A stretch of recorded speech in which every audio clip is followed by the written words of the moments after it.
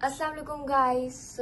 आज हम अपनी क्लास 5 की तरफ बढ़ते हैं, जिसके अंदर हम पास्ट कंटिन्यूस को डिस्कस करेंगे। मैं जानती हूँ कि मैं ये वीडियो मतलब काफ़ी ज़्यादा लेट आई है। हमने जो पिछली 4 क्लासेस थी वो काफ़ी पहले बनाई थी वीडियोस, और ये काफ़ी लेट वीडियोस है। बट कोई बात नहीं, हम टाइम को वेस्ट करने से पहले टाइम को बचाते बचाते हम अपना काम स्टार्ट करते हैं।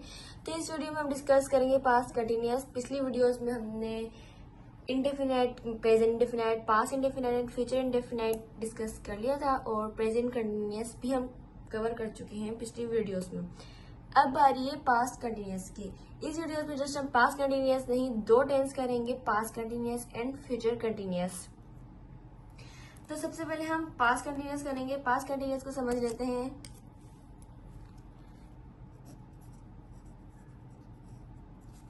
Past continuous tense. क्योंकि ये वीडियो बहुत ज़्यादा लेट आ रही है और हो सकता है आप लोग पिछला भूल चुके हों, तो हम पहले पिछले का रिवाइज कर लेते हैं।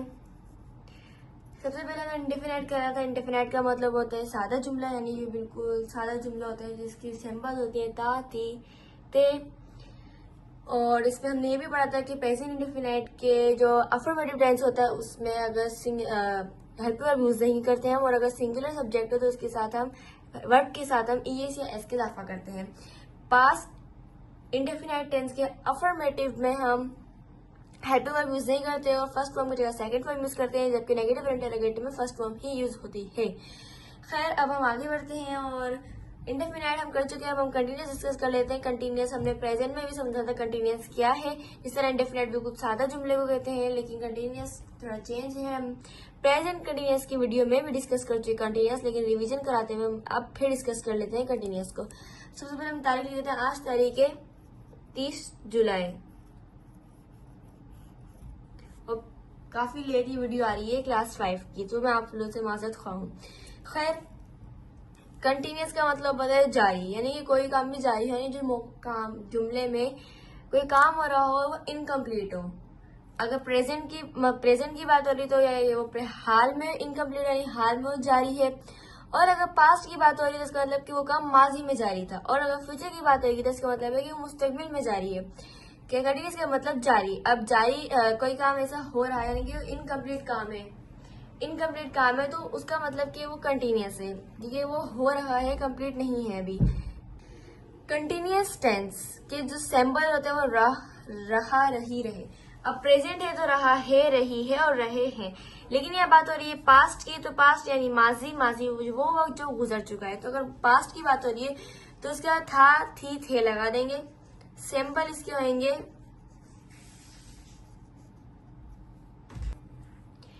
रहा, था, रही, थी, रहे थे, एक्सेट्रा। अब इस सिंबल से हम पहचान लेंगे रहा था, यानी रहा था, यानी हम कुछ भी जुमला बना लेते हैं, जैसे कि अली काम कर रहा था, अली काम कर रहा था। इसमें ये नहीं बताएगा कि उसका काम कंप्लीट हुआ या नहीं हुआ, वो काम कर रहा था, यानी कि वो काम उस वक्त कर रहा है लेकिन वो उसका काम कंप्लीट नहीं हुआ। लेकिन मैं था रहा, इसका मतलब ये बात पास्ट की हो रही है कि अली पास्ट यानी माजी में वो काम कर रहा था। अब वो कब कंप्लीट हुआ, मेरी बात क्या नहीं पता। कंटिन्यूस यानी कि इनकम्प्लीट, तो ये रहा कंटिन्यूस। और अगर था है तो पास्ट, तो इसके इस सिंबल बन गई पास्ट कंटिन्यूस की, से हमें पता चल जाएगा कि पास्ट कंटिन्यूस का टेंस है। किसी भी जुमले के आखिर में रहा था लिखा हुआ या रहा, रही थी, रहे थे, जो भी एक्सवाइजेड, वो उसका मतलब हो कि वो सेंटेंस पास्ट कंटिन्यूस का है, क्योंकि अब रहा कंटिन्यूस का सिंबल, था पास्ट का सिंबल, तो पास्ट कंटिन्यूस बन गया। अब हम इसका आगे देख लेते हैं। इसके सिंबल है कि सिंबल से हम जुमले की पहचान करते हैं कि किस तरह से वो जुमला, मतलब क्या सिंबल्स होंगे कि वो जो हमें पता चले कि जो ये जुमला है ये किस टेंस का है। तो इन सिंबल्स के जरिए हमें पता चल जाएगा कि जो जुमला है वो पास्ट कंटिन्यूस का है।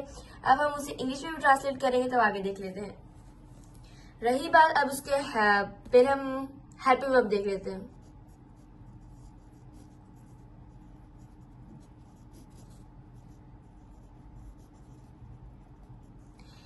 हेल्पिंग वर्ब पास्ट कंटिन्यूस है, तो इसकी हेल्पिंग वर्ब है was and were. Helping verb याद करने में काफी मुश्किल होती है।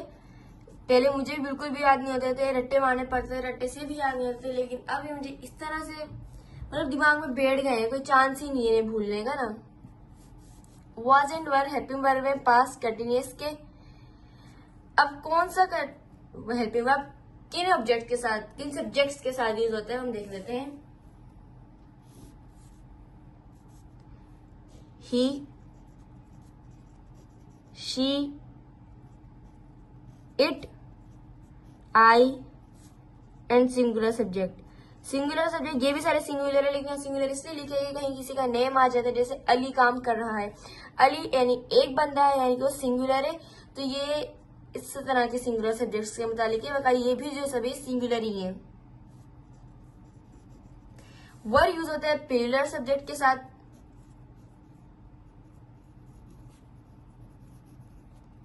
जैसे कि दे यानी वो खेल रहे हैं। अगर वो खेल रहा है तो ही यूज होगा, क्योंकि रहा है लड़का है तो ही यूज होगा। वो खेल रही है लड़की है तो शी यूज होगा, और एक की बात भी हो रही है। लेकिन अगर वो खेल रहे हैं बहुत सारे हो गए तो यहाँ पे दे यूज होगा। दे, वी, यू, तो ये सब्जेक्ट्स हैं, ये हैं सिंगुलर सब्जेक्ट्स, ये हैं प्लूरल सब्जेक्ट। अब इनके मुतालिक मैं आपको एक और बात बताऊंगी, लेकिन वो हम एंड में डिस्कस करेंगे। पहले हम टेंस को समझ लेते हैं, जस्ट फिर मैं आपको बताऊंगी कि अब वो मैं बात बताती हूँ, लेकिन इसके मुतालिक बात होगी, मैं आपको एंड में बताती हूँ। पहले हम ये टेंस डिस्कस कर लेते हैं। देन इसकी जो form of verb,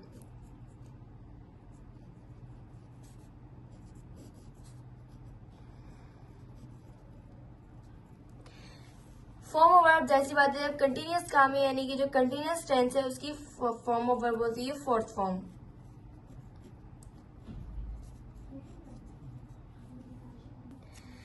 sorry break के लिए खैर फोर्थ फॉर्म यूज करते हैं हम कंटिन्यूअस में। अब फोर्थ फॉर्म हमने नॉर्मली 3 फॉर्म्स पढ़ाई जाती हैं, first form, second form, third form, जो याद करना जरूरी होती है। मैं कहा जी फोर्थ फॉर्म में ये फर्स्ट फॉर्म प्लस आईएनजी होती है, यानी कि फर्स्ट फॉर्म और फर्स्ट फॉर्म के आगे आप लगा देंगे आईएनजी तो बन जाएगी fourth form. For example eat form first form है उसकी ईट की, सेकेंड फॉर्म है 8 और थर्ड फॉर्म है 18।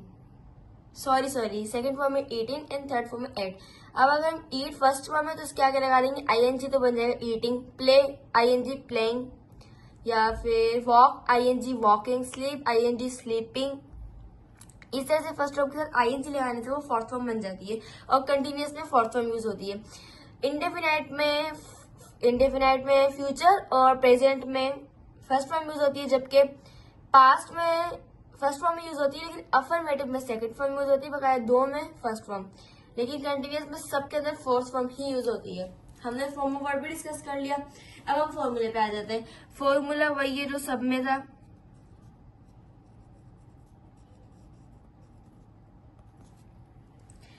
अफर्मेटिव का फॉर्मूला, यानी जो सादा जुमला होता है उसका फॉर्मूला है सबसे पहले सब्जेक्ट बोलते हैं काम करने वाले को, यानी कि जो जुमले के अंदर जो भी शख्स काम कर रहा हो उसको बोलते हैं सब्जेक्ट, और जो काम हो रहा हो उसे बोलते हैं वर्ब, और जिस पे काम हो रहा हो उसे बोलते हैं ऑब्जेक्ट। और जो हेल्पिंग वर्ब होता है वो हमारा जो हेल्पिंग वर्ब होता है वो जुमले को, यानी कि हेल्पिंग वर्ब मतलब वो काम जो काम हो रहा है उसके साथ लगाया जाता है उसको सुटेबल करने के लिए। जैसे कि अब आप ही शी वॉकिंग, या फिर शी वॉकिंग ऑन रोड, जिसी मतलब जुमला करोगे शी के साथ इज लगेगा, she is walking on the road, तब जाके वो जुमला सही होगा। तो इसका हेल्पिंग वर्ब है, वो क्या है प्रेजेंट इंडेफिनिट है। खैर हम इसकी बात कर लेते हैं। सब्जेक्ट के बाद लगता है हेल्पिंग वर्ब, उसके बाद लगता है वर्ब, देन लास्ट में ऑब्जेक्ट। प्रेजेंट इंडेफिनाइट में हेल्पिंग वर्ब नहीं होता, प्रेजेंट पास्ट इंडेफिनाइट में भी हेल्पिंग वर्ब नहीं होता, ओनली अफर्मेटिव में। खैर आगे बढ़ते हैं। Negative subject plus helping verb. अब नेगेटिव का मतलब होता है इंकारिया, तो इंकार हम करते हैं ना के जरिए, यानी कि नहीं यानी नॉट, तो हेल्पिंग वर्ब के बाद नॉट लगता है नेगेटिव के अंदर। इस नेगेटिव में ये चीज एक्स्ट्रा है, यानी कि अफर्मेटिव से अलग, उसके बाद हम लगाते हैं वर्ब, देन हम लगाते हैं ऑब्जेक्ट। सॉरी, मैंने भूल गई थी कैमरे में नेगेटिव के सेंटेंस है वो रिकॉर्ड नहीं हो रहा है क्योंकि वो नीचे था, मैंने सारे कर दिए। खैर, हम देखते हैं नेगेटिव का मतलब होता है इनकारिया, तो जो नॉट होता है वो हम मना या इनकार करने के लिए यूज करते हैं। तो फिर हेल्पिंग वर्ब के बाद हम नॉट का इजाफा करेंगे। देन थर्ड होता है वो होता है इंटेरोगेटिव। इंटेरोगेटिव यानी कि सवालिया। इंटेरोगेटिव का मतलब होता है सवाल, यानी सवालिया जुमला। सवालिया जुमला इसका मतलब हम उस जुमले के अंदर सवाल कर रहे हैं, सवाल कर रहे हैं। तो सवाल करने के लिए हम जब सवाल करते तो एंड में लगता है क्वेश्चन मार्क, तो इसमें क्वेश्चन मार्क का इजाफा होगा। हम एफर्मेटिव का पूरा सेंटेंस ले लेंगे। अब वो तो अफर्मेटिव हो गया, इसको इंटेरोगेटिव बनाने के लिए एंड में हम लगाएंगे क्वेश्चन मार्क, क्योंकि ये तो अफर्मेटिव का फॉर्मूला हो गया ना, लेकिन हम इंटेरोगेटिव के अंदर सवाल करते हैं, तो सवाल में जब हम करते हैं तो एंड में क्वेश्चन मार्क लगाते हैं। लेकिन जब हम नॉर्मल हम जैसे हम जब सब बच्चे स्कूल जाते हैं उसमें क्वेश्चन आंसर कराते हैं, उसमें जो भी क्वेश्चन होते हैं वो हाउ, व्हाट, विच, इस तरह के वर्ड से स्टार्ट होता है वो क्वेश्चन, वो तो क्वेश्चन ही है। लेकिन जो हम इन सेंटेंस में पढ़ेंगे वो हेल्पिंग वर्ब से स्टार्ट होंगे, तो वो भी हम आपको सिखाएंगे। WH फॉर्म उनको वो जो होती है व्हाट, विच वगैरह, उन्हें WH फॉर्म बोलते हैं, हम वो भी आपको पढ़ाएंगे आगे चल के। अब फिलहाल हम इसी डिस्कस करते हैं। तो ये इंटेरोगेटिव का फॉर्मूला। अब हम इन फॉर्मूले के थ्रू जुमला बनाते हैं। तो हम पहले लेंगे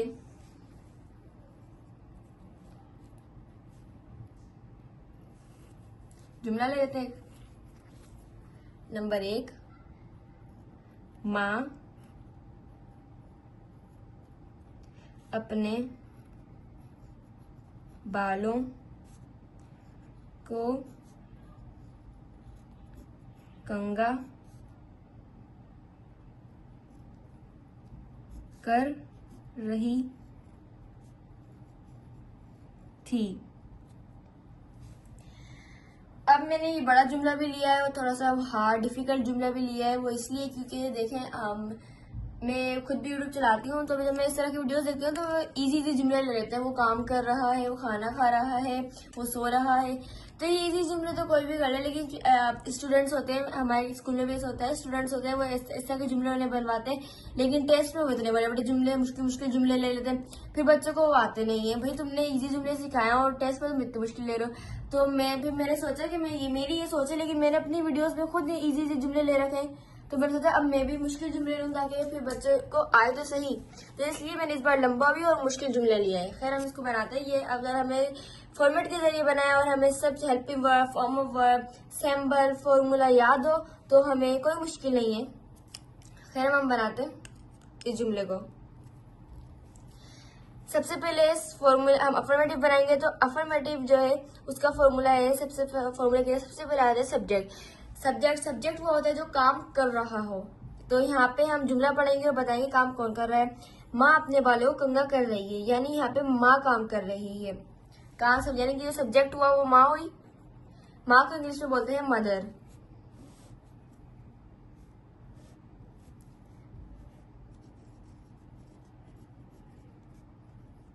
मदर।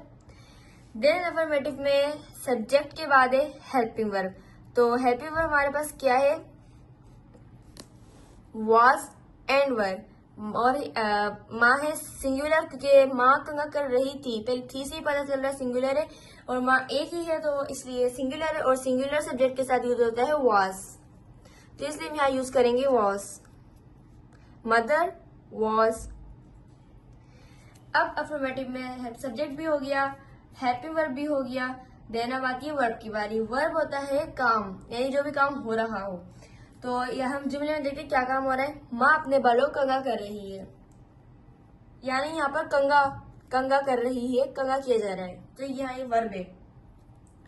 कंघा करने को बोलते हैं कॉम्ब करना, तो इसकी फर्स्ट फॉर्म होगी कॉम्बिंग।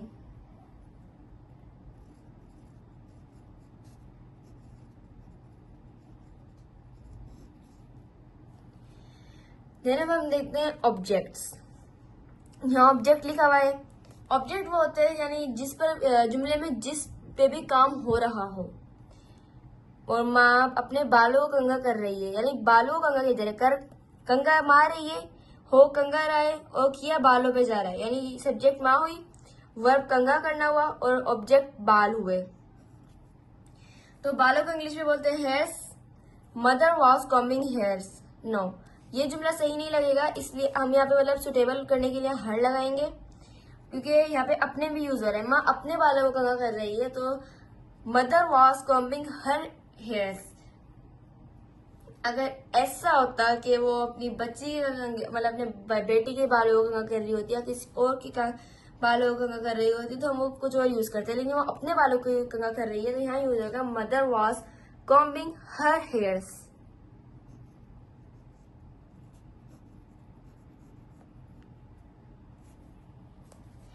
अगर आप लोगों को मेरी राइटिंग अच्छी लगी और राइटिंग सीखना चाहते हो तो कमेंट्स कीजिएगा, फिर मैं राइटिंग भी सिखाऊंगी। नेगेटिव बना लेते हैं। नेगेटिव में जस्ट हमें वर्ब और हेल्पिंग वर्ब के दरमियान नोट लगाना है। तो ये हेल्पिंग वर्ब है, ये वर्ब है, इसके दरमियान में हमें नोट लगाना है।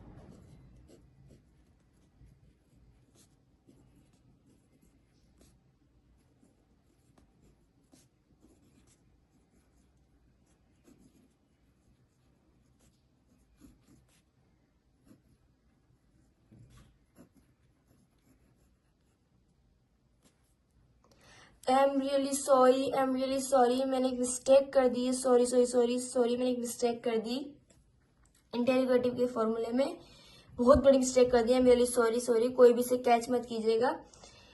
सब्जेक्ट बाद में आते हैं, हेल्पिंग वर्ब पहले आते हैं। मैंने अभी आपको बताया WH फॉर्म का कि WH फॉर्म वाले हम क्वेश्चन देखते हैं, लेकिन टेंसेस में हम हेल्पिंग वर्ब में यूज करते हैं पहले क्वेश्चन के लिए। सॉरी, मैं यहाँ गलती कर दी है, हेल्पिंग वर्ब पहले आएगा। हेल्पिंग वर्ब आएगा देन सब्जेक्ट आएगा। पहले हेल्पिंग वर्ब आएगा, फिर सब्जेक्ट आएगा, फिर वर्ब आएगा, फिर ऑब्जेक्ट आएगा। हेल्पिंग वर्ब हम यहाँ यूज करते हैं।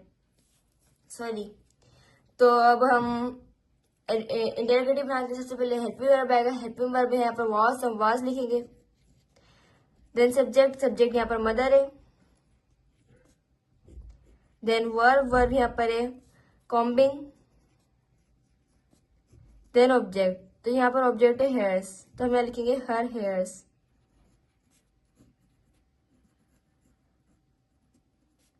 Then question mark. हमने जुमला बना लिया।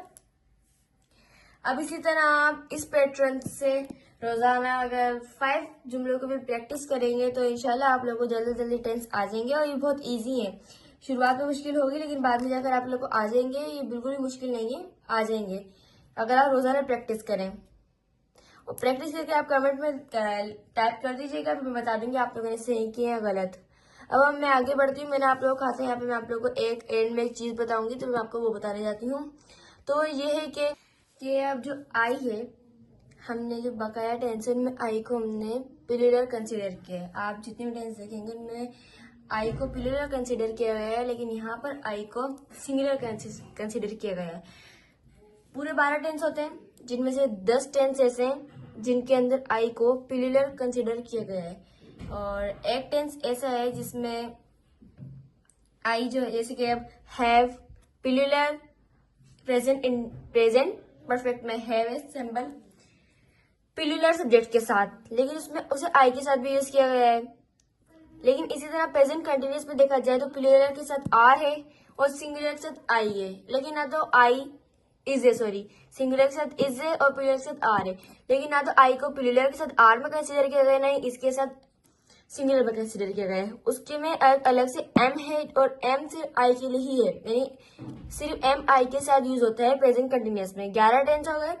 12वां टेंस ऐसा है जिसमें आई को सिंगुलर कंसीडर किया गया है, और वो है प्रेजेंट कंटिन्यूअस।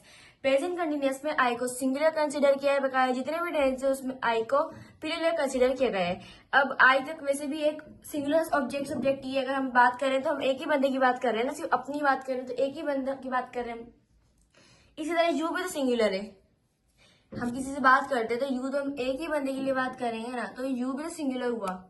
लेकिन अब मैं बताती हूँ आप लोगों को कि आई को सिंगुलर क्यों कंसीडर किया है, यू को क्यों नहीं किया गया, और आई को भी क्यों किया गया है। जब